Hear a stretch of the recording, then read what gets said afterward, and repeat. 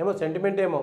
ఇంకొకటి చెప్పుకోవాల్సింది మనం మిస్ అయింది ఏది, ఇక ఇదేంది కంటోన్మెంట్ ఉప ఎన్నికలో కాంగ్రెస్ పార్టీ గెలిచింది. శ్రీ గణేష్ ఇక్కడ వచ్చింది ఎక్కడో. సికింద్రాబాద్ అసెంబ్లీ ఎన్నికల్లో కంటోన్మెంట్ అసెంబ్లీ సెగ్మెంట్లో కాంగ్రెస్ పార్టీ గెలిచింది. అభ్యర్థి శ్రీ గణేష్ గెలిచిండు. నిన్నటి దాకా బీజేపీలో ఉండి 2018లో బీజేపీ నుంచి గెలిచిండు, 2023లో బీజేపీ నుంచి పోటీ చేసి అప్పటిదాకా ఈటల రాజేందర్ తోటి ప్రచారంలో ఉండి అరగంట సేపట్లో మాయమైపోయి రేవంత్ రెడ్డి దగ్గర తేలిండు, కాంగ్రెస్ అభ్యర్థి అయిపోయిండు శ్రీ గణేష్. అంతకుముందు టీఆర్ఎస్లో ఉన్నాడు, అంతకుముందు కాంగ్రెస్లో ఉన్నాడు. సో అదృష్టం వరించింది.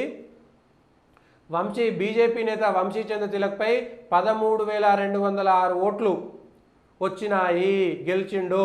24 నియోజకవర్గాల్లో 16 స్థానాలను బీఆర్ఎస్, హైదరాబాద్లో ఒకటి వచ్చింది. ఇంకొకటి జిహెచ్ఎంసీలో బీజేపీ టీఆర్ఎస్ కాంగ్రెస్కు అధికారంలో కాంగ్రెస్కు ఒక్క సీట్ లేదు. ఇగో ఇప్పుడు ఇది కాంగ్రెస్ ఒకటి.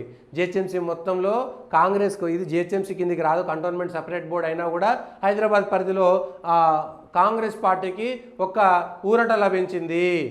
కంటోన్మెంట్లో శ్రీ గణేష్ గెలిచిండు. బీజేపీ 2వ స్థానంలో వచ్చింది. ఇక్కడ కూడా బీఆర్ఎస్ సిట్టింగ్ స్థానంలో 3వ స్థానంలోకి పడిపోయింది. పాపం అకాల మరణం చెందిన లాస్య నందిత వాళ్ళ అక్కనో చెల్లెనో లాస్య నివేదిత ఓడిపోయారు. లాస్య నందిత 59,000 ఓట్లతో విజయం సాధించగా ఇప్పుడు నివేదితకు 34,462 ఓట్లు మాత్రమే వచ్చినాయి. ఇది